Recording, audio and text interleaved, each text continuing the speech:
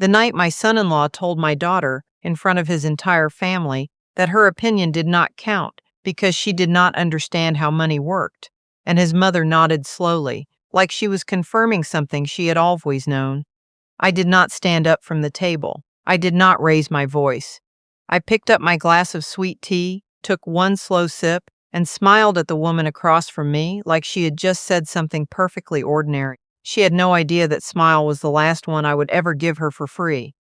But I am getting ahead of myself, because stories like this never begin with cruelty. They begin with attention, and that is what makes them so hard to see coming. My name is Leonora. I am 64 years old. I live in a cream-colored craftsman house in Savannah, Georgia, 3 blocks from Forsyth Park, where I walked every morning for 27 years while building my career as a licensed CPA and eventually forensic accountant. I spent the better part of 3 decades untangling other people's financial deceptions, hidden accounts, falsified records, money moved in the dark while everyone else looked the other way. I was good at my job because I understood one simple truth. People who take things from other people rarely do it all at once. They do it slowly, a little at a time, until the person being taken from has no idea how much is already gone. I thought that training made me impossible to fool. My daughter was 29 when she married my son-in-law. Her name is Blythe, and she is the kind of woman who fills a room the moment she walks into it, not with volume or performance, but with presence. She has her father's laugh, the kind that starts somewhere deep and works its way up until it surprises even her. She finished her master's in urban planning at Georgia Tech. She managed community development grants for a nonprofit in downtown Savannah that helped small business owners in underserved neighborhoods access capital they could never get from traditional banks. She believed in work that mattered. She believed in people who had been overlooked. She argued loudly and read voraciously, and never in 29 years had she needed anyone's permission to have a thought.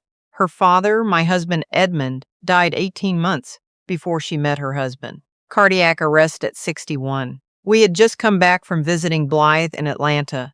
He grilled chicken on the back porch, watched the Braves lose, complained about the humidity, kissed me on the forehead before bed. He did not wake up. The grief that followed was the kind that does not arrive all at once. It seeps in slowly, occupying rooms you thought were still yours. Blythe handled it by working harder, helping more, throwing herself into the lives of people she could still do something for. She was adrift in the specific way that daughters are when they lose the parent who made them feel most known. Her husband appeared 4 months after the funeral. His name is Clifton. He was a financial advisor with a boutique firm in Savannah that managed accounts for old money families along the coast. He was polished in the way that men from a certain background are polished, not ostentatious, just consistently well put together. Never a wrinkled collar, never late, never without exactly the right thing to say. He met Blythe at a fundraiser for one of her nonprofit's programs.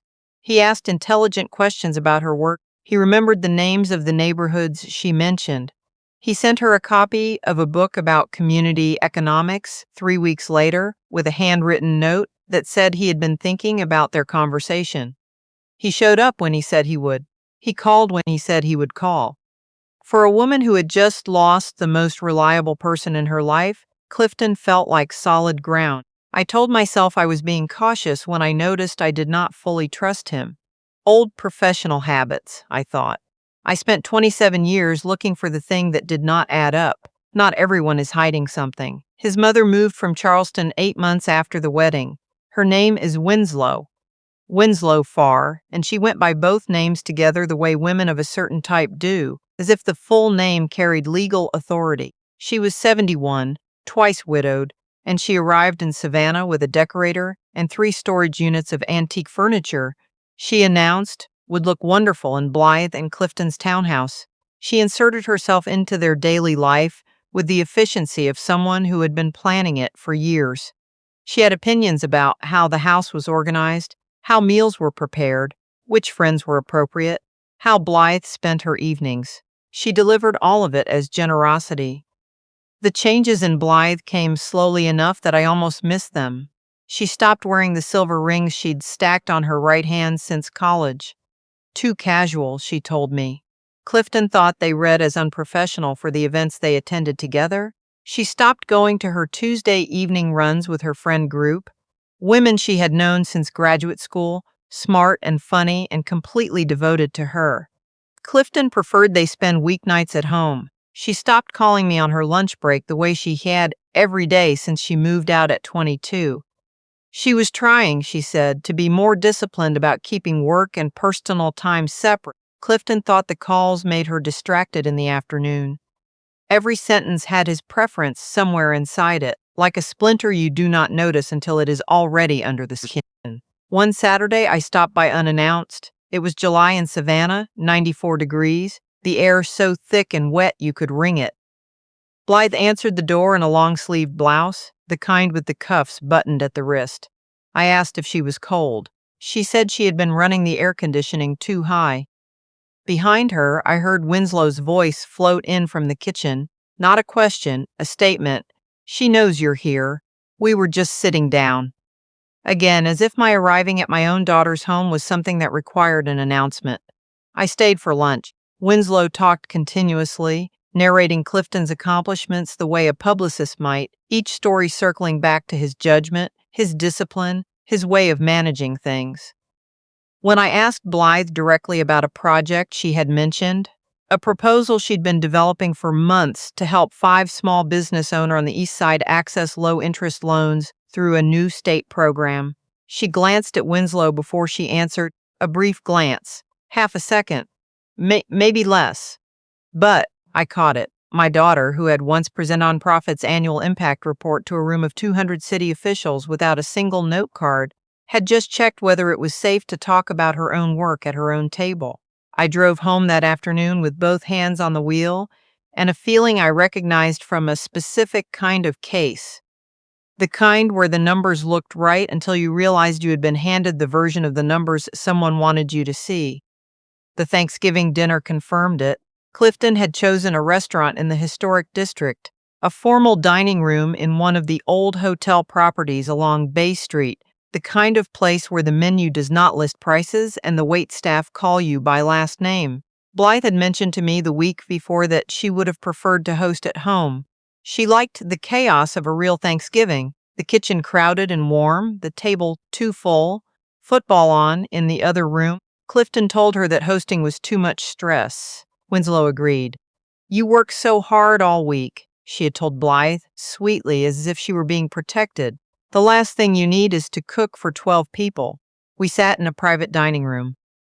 8 of us, me, Clifton's brother and his wife, Winslow, 2 of Clifton and Winslow's family friends, and Blythe. Clifton ordered wine for the table without asking anyone's preference. When the server came for entrees, Blythe opened the menu, and Clifton placed his hand over hers. Just his hand. Gentle, resting there. "She tends to overthink ordering," he said to the server, pleasantly, like he was sharing an endearing quirk. "I'll help her decide." Then he looked at her and smiled. Not a warm smile. A smile that reminded her he was watching. Winslow set down her water glass and made a soft sound. Not quite a laugh, but satisfied, approving. "Clifton has always known how to take care of the people he loves," she said, folding her napkin into her lap. "Some women find that suffocating. I always thought it was a gift." Blythe did not look up from the table. Her hands were in her lap. Her shoulders had drawn inward, just slightly, just enough. The posture of a woman who has learned to take up less space than she is owed. I watched Clifton's hand on top of hers, not gripping, just present. I watched Winslow's satisfied expression. I watched the server glance away. I watched the couple at the adjacent table exchange a look, and then I excused myself. In the restroom, I called my former colleague Desmond, not a personal friend, but a professional one, a forensic psychologist I had worked alongside on 2 financial fraud cases that had turned out to also involve domestic control. I had testified in those cases. I had read the documentation. I knew what the pattern looked like in bank records and expense reports and controlled allowances. I had just never thought I would be reading it in my daughter's posture. Desmond answered on the second ring. I described what I had seen, not just tonight, but the accumulation of months. The wardrobe changes, the canceled friendships, the permission-seeking glance before answering a simple question about her own work. Winslow as constant presence and narrator of her son's authority, The hand on top of the menu? The smile. Desmond listened without interrupting. Then he said, "Is she still working?" I said, "Yes." He said, "Then you still have a window. But start tonight." I returned to the table. I finished dinner with the composure I had used in depositions in courtroom conference rooms where people had tried to convince me that the numbers I was looking at meant something different from what I knew they meant. I complimented Winslow on her earrings. I thanked Clifton for choosing such a beautiful restaurant. I kissed my daughter goodbye in the parking lot and held on a moment longer than usual, and I whispered that I loved her. She pressed her face against my shoulder in a way he had not done since she was a child. That was enough. I went home and I started a document on my laptop: date, time, location, exact words spoken, who was present, what I observed. I had spent 27 years creating evidence trails. I knew how to do this. I also knew that the documentation alone would not be enough. For the next 3 months, I visited regularly, always warm, always unremarkable. I brought casseroles. I admired Winslow's decorating choices. I asked Clifton about his clients with what I made sure looked like genuine interest. I let them both believe I had noticed nothing. But I noticed everything. The financial picture emerged slowly, the way it always does. Blythe earned a salary of $62,000 a year at her nonprofit, modest for someone with her credentials, but meaningful work she believed in. I discovered during one of our lunches when she reached for her wallet and then quietly slid it back into her bag and asked if I could cover it, that she did not have a debit card. She explained, looking at the table, that they had consolidated their finances into a joint account to simplify things and that she drew from that account through Clifton. He transferred her a weekly amount for personal expenses. She did not tell me how much. I did not ask yet. The second time it happened, coffee, $8, and she could not pay. I understood it was not forgetfulness. A woman with a graduate degree and a full-time professional salary was asking her mother to cover $8 for coffee. Blythe's closest friend from her Georgia Tech years, a woman named, I will just call her the friend Blythe had known for 7 years, who had driven through a hurricane to be in the front row at Blythe's wedding, had been quietly removed from Blythe's life. Winslow had decided she was disruptive, too opinionated, too comfortable challenging Clifton in conversation. Blythe stopped returning her calls. When I asked about her, Blythe said they had grown apart. She said it the way people say things they have been told to believe. The detail that broke through my professional calm came on a Sunday morning. I arrived early for brunch and found Blythe in the laundry room ironing Clifton's dress shirts. She was pressing the plackets with a focus that looked less like care and more like caution. I asked why she did not use the dry cleaner they passed every day on the way to her office. She said, without looking up, that Clifton had a specific way he wanted his shirts done, and that it was easier for her to handle it. Then she reached across to adjust the ironing board, and her sleeve fell back. The bruise was on her upper arm, yellowish at the edges, dark at the center, the shape of something that had gripped rather than bumped. She saw me see it. She pulled her sleeve down and said she had walked into the edge of the bathroom door in the dark. She laughed a little when she said it. My daughter has perfect spatial awareness. She always has. She is the person in every room who notices when furniture has moved, when a doorway is narrower than expected, when a step is uneven. She designed walkable community spaces for a living. She did not walk into doors. I did not cry. I did not reach for her. I said that bruises like that heal faster with arnica and that I would bring some by on Tuesday. And then I asked about the herb garden she had been planning for the back patio because I knew that if I showed my hand in that moment, she would defend him. I had seen it happen in cases. The instinct to protect the person who is hurting you is not weakness.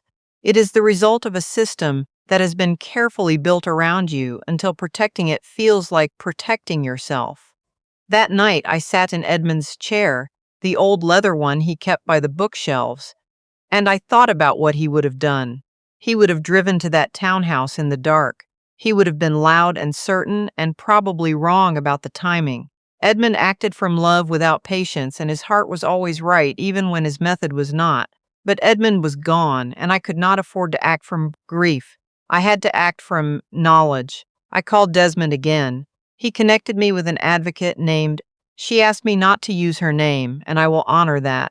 A woman who had spent 19 years helping families navigate exactly this kind of situation. She told me something that I wrote down immediately and have not forgotten since.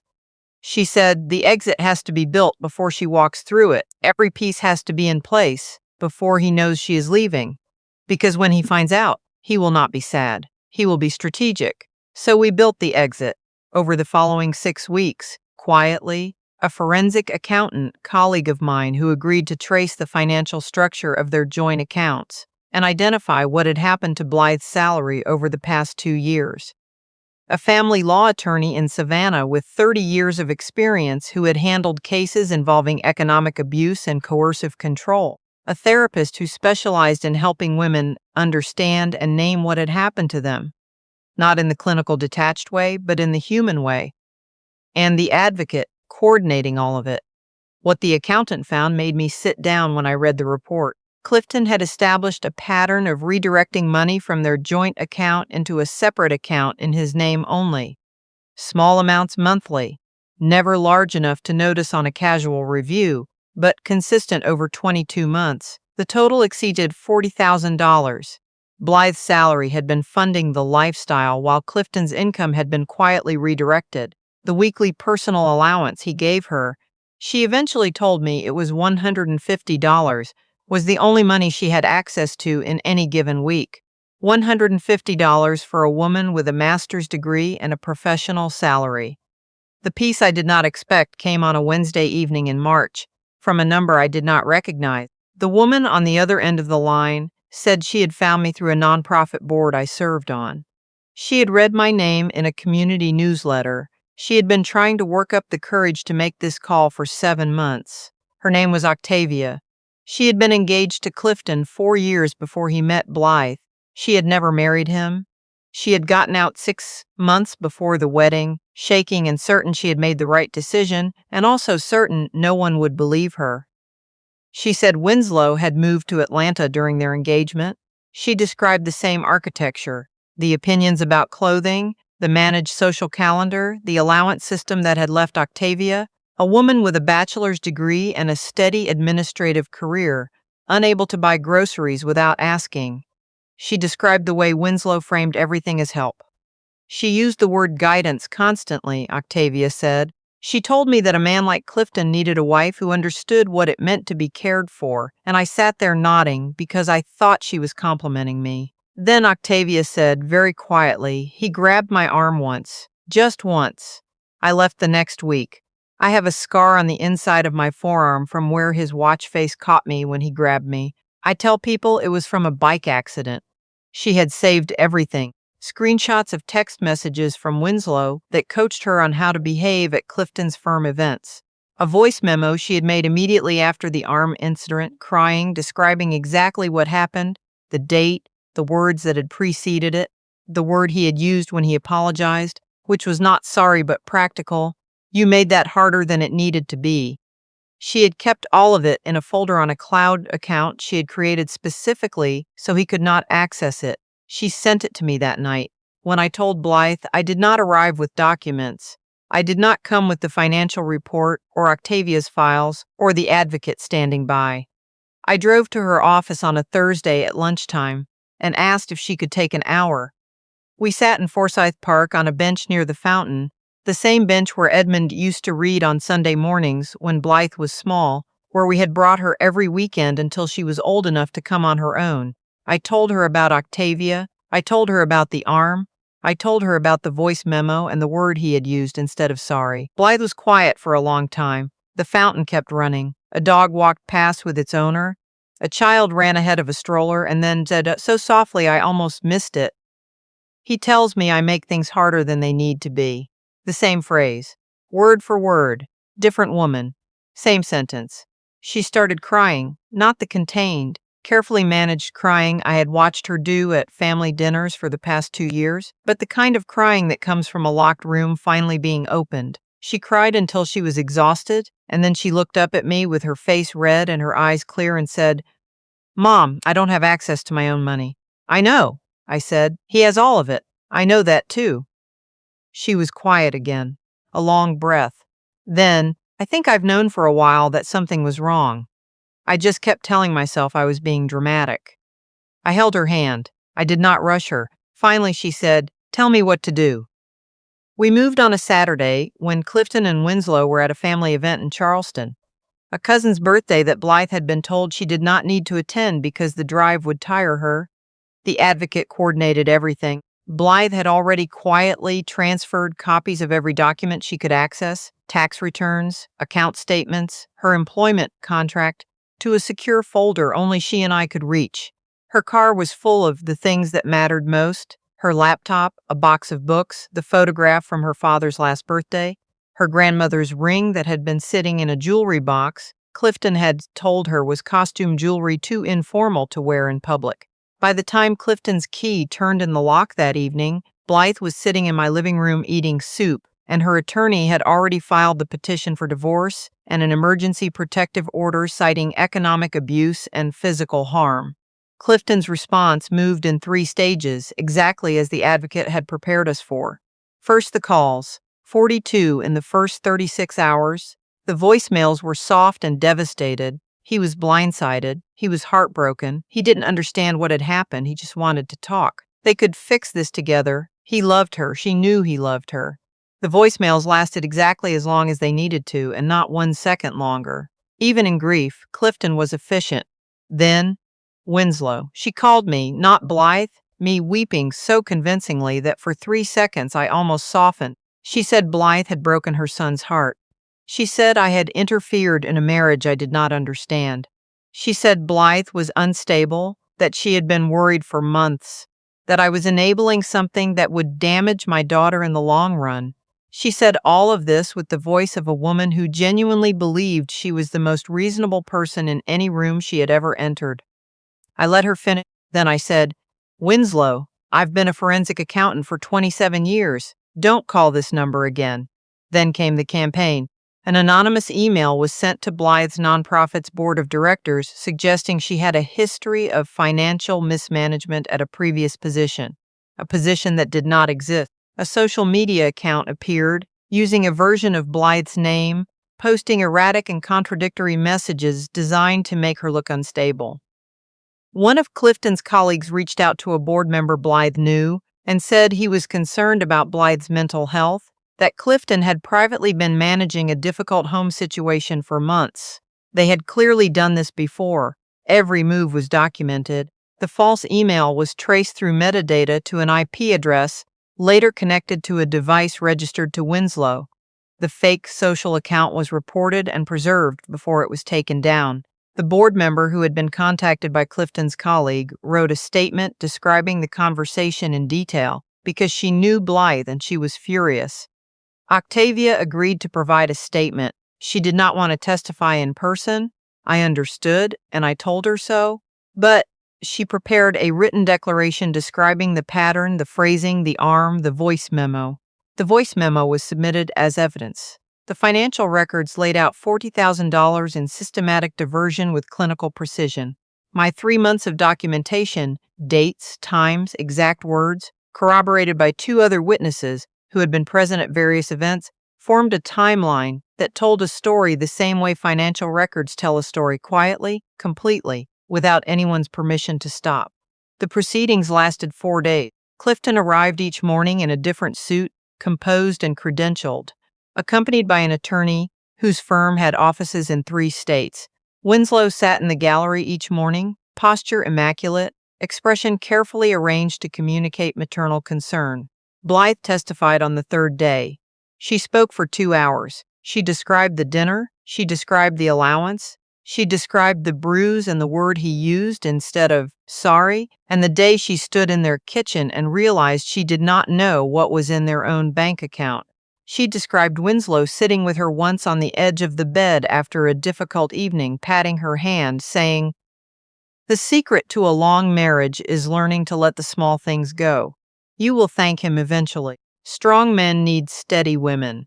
She described the exact moment, standing in the parking lot of her office building one afternoon in November, when she thought, "I have not made a single decision without checking first in over a year."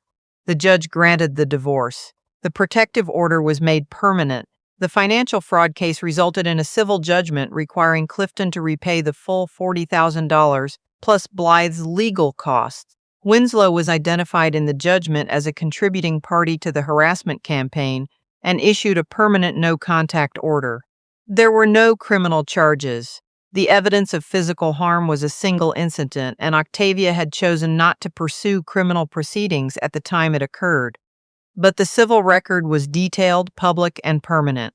Clifton's firm terminated his employment the following week. The reason given, officially, was a conflict with client ethics standards. The industry is smaller than people think. When the judge read the final ruling, I watched Winslow's face from across the room. She looked the way certain clients look when you show them their own financial records. Not guilty, not remorseful, but genuinely confused, as if the reality they had constructed was still more real to them than the one the rest of us were living in. She had spent years building a system that depended on everyone staying quiet. She could not fully accept that quiet was over.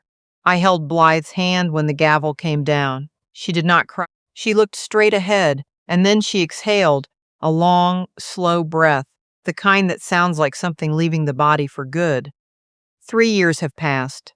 Blythe lives in a 2-bedroom apartment in Midtown Savannah on the second floor of a converted Victorian with tall windows and original heart pine floors. She told me once that she spent so long in a house where someone else decided what the space meant that having her own 4 walls felt like a completely different word for home. She has a window in her kitchen that looks out over a magnolia tree that turns white for 3 weeks every spring, and she leaves it open whenever the temperature allows. She said the sound of traffic and birds and the neighbor's dog and the smell of the garden below reminds her that she is inside her own life again. She still works at the nonprofit. Last year, she was promoted to Director of Programs. She testified before the Savannah City Council in February about expanding access to small business loans in 4 more neighborhoods on the east side. I watched from the second row. She did not look at anyone before she spoke. She used her hands when she talked. She wore silver rings stacked on her right hand. She has her father's laugh back. I noticed it one Sunday at brunch. It started somewhere deep and worked its way up until it surprised even her. I had to look away for a moment. Some things are too much to look at directly. She is seeing someone now. A man who teaches environmental science at the Savannah College of Art and Design. He is quieter than she is, which she says is a relief. The first time he disagreed with her in front of me, about something minor, a restaurant choice, nothing. He said it directly, waited for her to respond, and then said, "Okay, you make a fair point. Let's do that." He did not calculate. He did not track. He did not manage the moment. Blythe caught my eye across the table and smiled, just barely, and I understood exactly what the smile meant. It meant, this is what it is supposed to feel like. Octavia and Blythe have spoken twice by phone. They are not close. The geography is wrong and the shared history is painful, but they know each other in a way that does not require closeness. 2 women who encountered the same architect of harm. They survived it separately, and they acknowledge each other across that fact with something that is not quite friendship and not quite solidarity, but is its own thing entirely. And it matters. I wrote this because I am a forensic accountant, and I have spent my entire adult life looking for the thing that does not add up. What I have learned from 27 years of records and 3 years of watching my daughter rebuild her life is that the most sophisticated financial crimes share one structural feature with the most sophisticated emotional ones. They are designed to look like something else. Generosity, that looks like control. Attentiveness, that looks like surveillance. Help, that looks like if you are reading the numbers and something does not add up, if your daughter is quieter than she used to be, if she checks before she speaks, if she cannot buy her own coffee, if her sleeves are longer than the weather requires, I am telling you from the inside of that experience, trust the numbers, trust what you are seeing, and start building the exit before she knows she needs one. Before I go, there are 5 things I want to leave with you. First, coercive control does not look like what you have been taught abuse looks like. It looks like a man who orders for you at dinner because he knows best. It looks like a mother-in-law who calls it guidance. It looks like help until you realize you cannot leave the house without asking permission. Second, The enabler is often the architect. Winslow never raised her hand. She raised her son's authority in every room she entered, and she built the structure that held everything in place. Watch for the person who trains the victim to accept what should be refused. Third, financial control is the infrastructure of every other kind of control. When someone takes away your ability to access your own money, whether it is an allowance, a consolidated account you cannot touch, or a salary that disappears into someone else's hands, they are removing your ability to leave. Protect your financial independence like it is the foundation of everything else, because it is. Fourth, documentation is not paranoia, it is protection. Write the date, write the words, save the message, send yourself the email. Keep a record somewhere he cannot reach. Your memory alone will be called into question. Your documentation will not. Fifth, the most dangerous moment is the exit, but the most permanent damage is the staying. Build the team before you make the move. You should not have to do this alone. No one was ever supposed to do this alone. If this story stayed with you, I have one thing to ask. Not for me. For the woman in your life whose sentences have started ending with someone else's name, whose laughter has gotten quieter, who says she is fine a little too quickly when you ask. Ask her if she is okay, and if she says yes without looking at you, ask her again. Sometimes the second question is the one that opens the door. What did this story make you think about? And what city are you listening from? Leave it in the comment. Your voice down there might be the one that helps someone else finally find theirs.